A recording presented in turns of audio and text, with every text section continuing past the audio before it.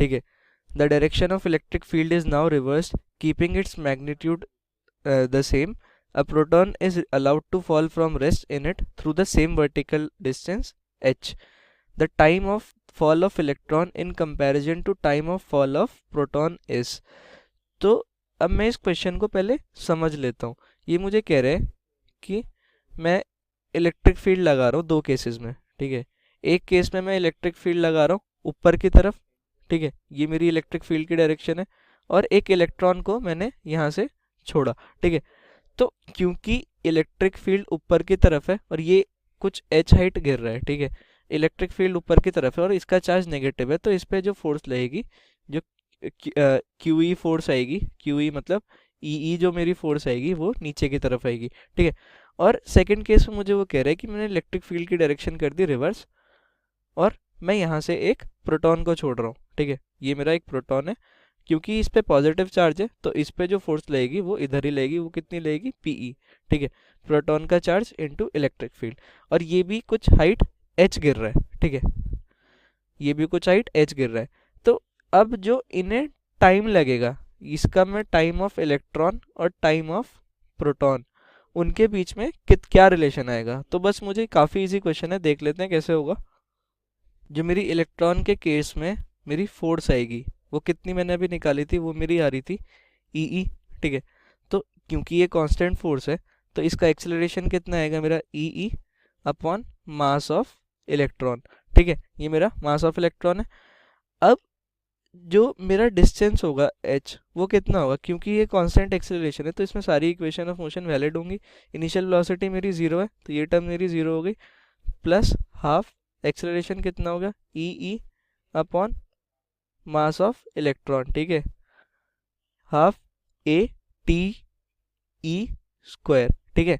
तो यहाँ से जो मेरा टाइम आ गया वो मेरा कितना आ गया, यहाँ से मेरा जो टाइम ऑफ फॉल आया इलेक्ट्रॉन का वो कितना आएगा मेरा 2 mass of electron into height upon EE, ठीक है, इसका अंडर रूट।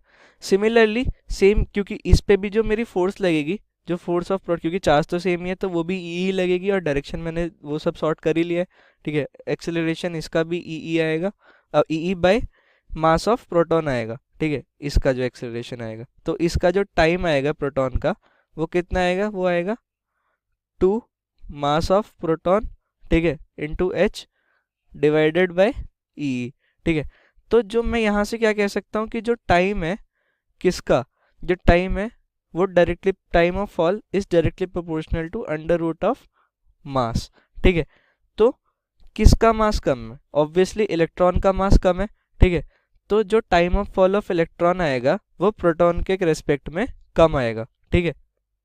मैं क्या कह सकता हूँ कि इनको देखें तो इस क्वेश्चन को हम समझने का कोशिश करते हैं सबसे पहले। ओके, क्वेश्चन में क्या कह रहा है हमारा कि the electrostatic force between the metal plate of an isolated parallel plate capacitor C having a charge Q and area A। क्या कह रहा है हमारा, एक कैपेसिटर है जिसका कैपेसिटेंस C है और चार्ज उस पर Q हो गया और एरिया A है, ठीक है। अब क्या कर रहा है, इलेक्ट्रोस्टैटिक फोर्स जो है उस पर किस तरह से हमारा डिपेंड कर रहा है वो हमको बताना है, ठीक। अब क्या होता है कि जैसे कि हम जानते हैं कि अगर मान लो पैरेलल प्लेट कैपेसिटर के केस में अगर बात करें तो क्या होता है हमारा, ये मान लो कि प्लस Q इस पे चार्ज है और माइनस Q इस पे चार्ज है, ठीक है। तो दोनों के बीच में जो है किस तरह से हमारा फोर्स यहाँ पे वेरी करता है वो हमको बताना है कि यहाँ पे फोर्स जो लगेगा, मान लो कि फोर्स हमारा इस साइड लगा, ठीक है, फोर्स किसी चार्ज पे, मान लो स्मॉल Q चार्ज पे, ठीक। तो ये फोर्स जो होगा वो किस पे डिपेंड करेगा, यानी D के हमारा किस तरह से वेरी करेगा, अगर D वेरी करेंगे तो, ठीक। अब हम जानते हैं कि इलेक्ट्रिक फील्ड क्या होता है बीच में, तो इलेक्ट्रिक फील्ड हो जाता है हमारा Q upon sigma by epsilon not, यानी एक प्लेट की वजह से क्या हो जाएगा, sigma bye 2a epsilon not, ठीक। तो क्या होगा, यहाँ से हमारा फोर्स इक्वल टू क्या होता है, हम जानते हैं force equal to charge into charge into electric field होता है, यानी Q इंटू E हो जाएगा, ठीक। तो यहाँ से क्या आ गया हमारा Q square upon 2a epsilon not, ये हमारा हो गया फोर्स, ठीक है। तो जो ये हमारा फोर्स आ रहा है ये फोर्स ऑफ अट्रैक्शन जो भी है फोर्स, तो हमारा डिपेंड करता है किस पे, तो अब यहाँ पे क्या कर रहा है हमारा कि inversely proportional to distance, distance पे किस तरह से वेरी कर रहा है, यहाँ पे किसी भी तरह से डिस्टेंस पे डिपेंड कर रहा नहीं कर रहा है, हमारा चार्ज पे डिपेंड कर रहा, ये हमारा मीडियम पे डिपेंड कर रहा और इस प्लेट के एरिया के बीच के एरिया पे डिपेंड कर रहा है, ठीक।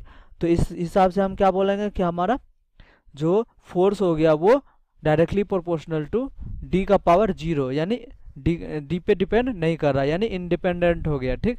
तो यानी हमारा कौन सा हो गया, ऑप्शन बी हमारा करेक्ट आंसर हो गया, राइट।